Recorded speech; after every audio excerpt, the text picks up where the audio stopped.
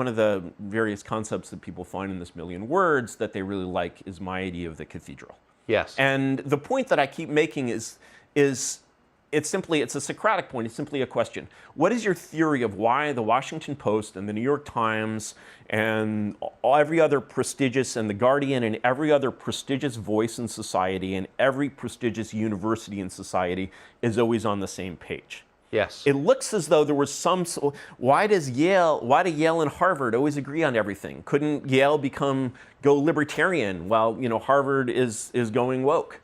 Like, why wouldn't that happen? And you look at reality and you're like, there's no way that could happen. That could never happen.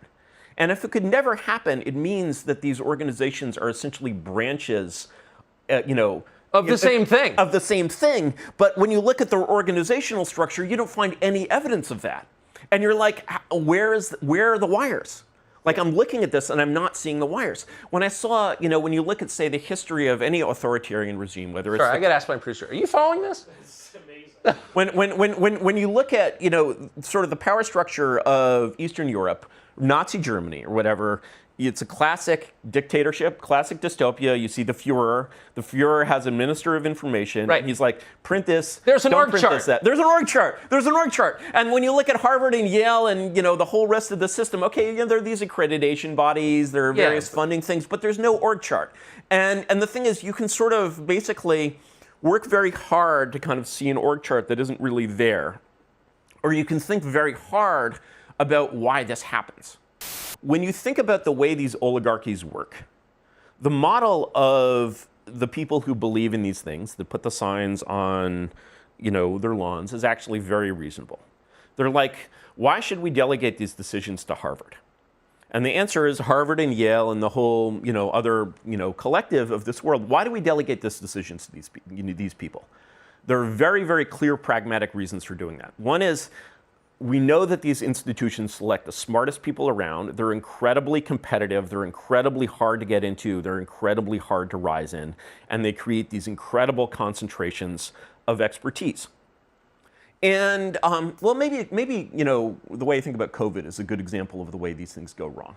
So basically, that view of the world says, when the public has to make decisions about virology, who are we going to call? And the oligarchic answer is, obviously, we are going to call the virologists. Oh, what, are we going to call your aunt in Iowa? What? Right. Excuse me, the one I saw from the plane at 30,000 feet? Are we going to call the people at the rodeo? No, we'll call the virologists, right? I got it. I'm brilliant, right? So, this was their answer, and this is a 20th century answer. This is, the idea of basically just delegating without any accountability, responsibility for important decisions to academics, basically kind of dates mostly to the Woodrow Wilson era. So, and at this time, America, like China, is a third world country. It's culturally insecure. It does not have, before World War I, it's a peninsula of Anglo-American culture. The center is in London and has always been in London. The center of finance is in London. America is the periphery. American intellectuals look at this and they're like, we should be the future. Look at a map. And what we actually need is essentially, and you'll see this written very, very explicitly, for example, in Walter Lippmann, who I'm sure you've read. Yes. Right? And what America needs is basically a new class of Platonic guardians. A new class of basically people who are sort of, just are not these sordid, stealing politicians. So this comes out of people like Henry Adams, for example, yes, who's this fourth generation super, he's from this amazing political dynasty. He's the intellectual leader of America, as the editor of the North American Review, which was the New Yorker of its day, but better.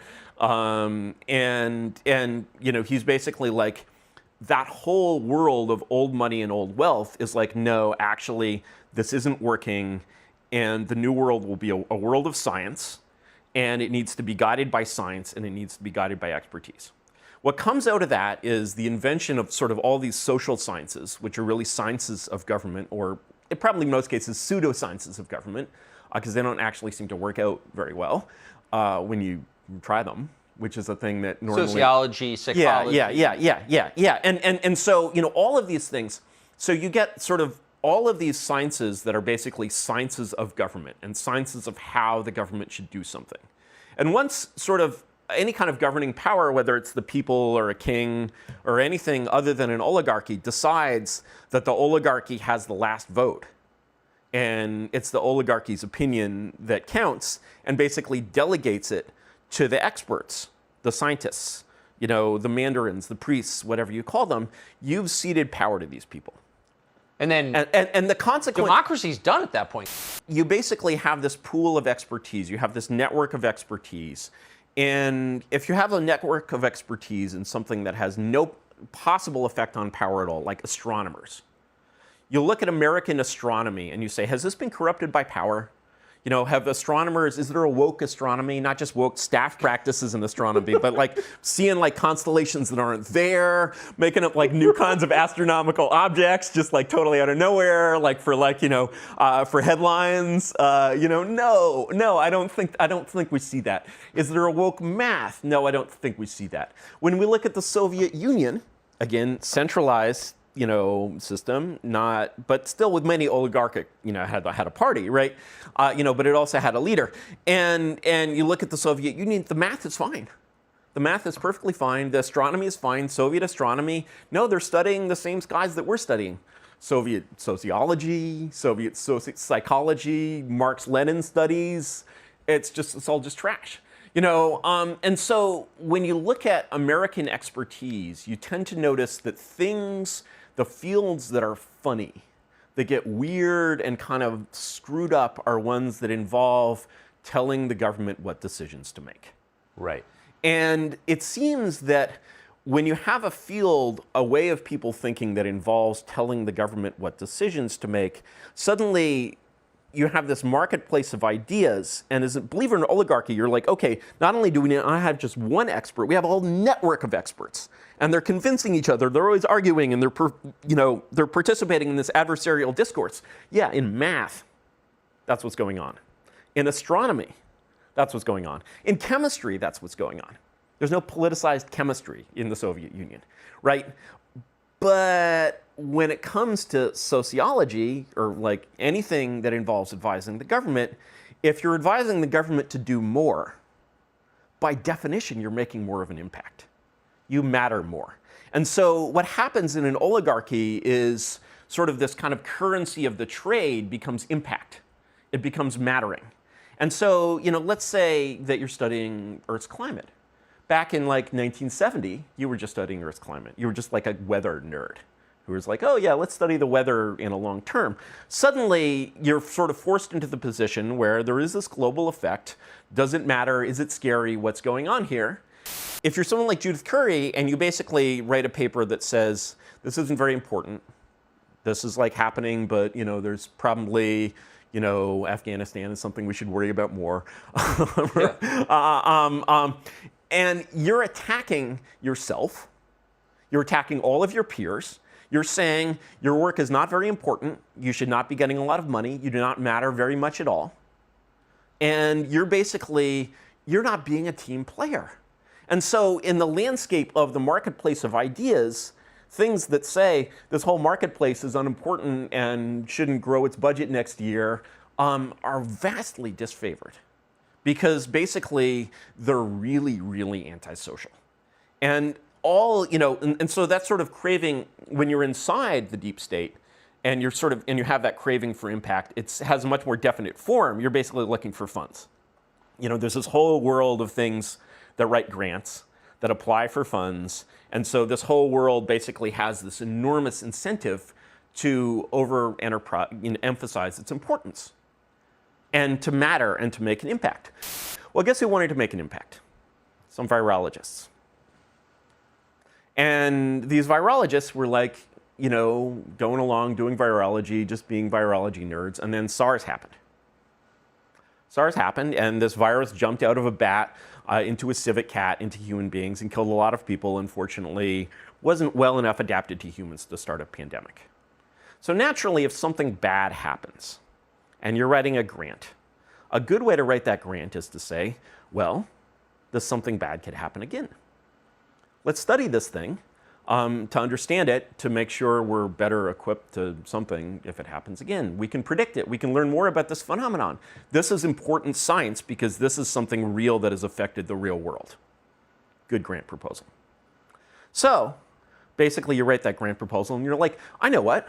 Let's go into like bat caves in China and find all the bat viruses and see if these bat viruses could emerge into humans. And how will we see if they could emerge into humans? Well, we'll screw around with them and try to make them into human viruses. What could go wrong, right? And you know, the ostensible goal, and this was not a Chinese research project. This was an American research project started by a Chinese grad student here who went back to Wuhan and was doing that there. The infamous Batwoman, Xi Jinping, right?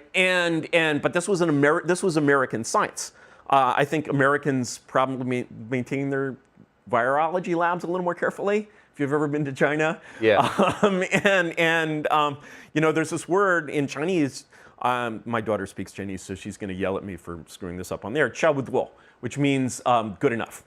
And so you're basically saying, okay, we're going to have this, you know, and that was one of the two things that happened in China. The other thing is, I don't know if you're familiar with the phenomenon of the Chinese paper mill. So in science, of course, which has been subjected to these kind of bureaucratic goals, your goal is to publish as many papers as possible. And so you do everything as you can do to publish high-impact papers, as many as you can. That's how you succeed in science today. In China, it's even much more rigorous than that. It's like, you've got to get 5 high-impact papers in this journal to be the head of your lab. It's like totally quantitative. And so you get a lot of production of basically low-quality papers from China in a lot of different fields, including my field of computer science. And so what you had was basically people going out, virologists going out, finding all the bat viruses they could, screwing around with them in labs in countries that everyone involved in this research had an incentive to exaggerate the danger of the research because they had to exaggerate the importance of the research. Of course. The more dangerous your virus is, the more important it is. So basically what you've done with virology by saying the virologists should run the show because decisions about what virology to study should be taken by virologists, naturally you're going to get gain-of-function research because these virologists are basically in this like Darwinian cycle of exaggerating their own importance, and the more dangerous these viruses are, the more important they are. So it's inevitable they will wind up creating viruses. Yeah, they will actually wind up creating the virus that they are then literally hired to solve. Okay, so this is the case of Dr. Fauci, right? You know, and so you know, you basically created this system of incentives, you know, to sort of step back a second and talk about how these oligarchies work. You know, but this is not a sustainable system that you're describing. This is not a sustainable system, but it degrades slowly. And what you're doing is you're basically, when you say, of course you ask Harvard, you're pumping power into these institutions. And what you don't realize is you're polluting them with power. And after a while, instead of getting this answer which people have disagreed on and fought over intellectually and been all philosophical about like the way you're imagining these things, you know, working, no, you're actually just being told what you wanted to hear.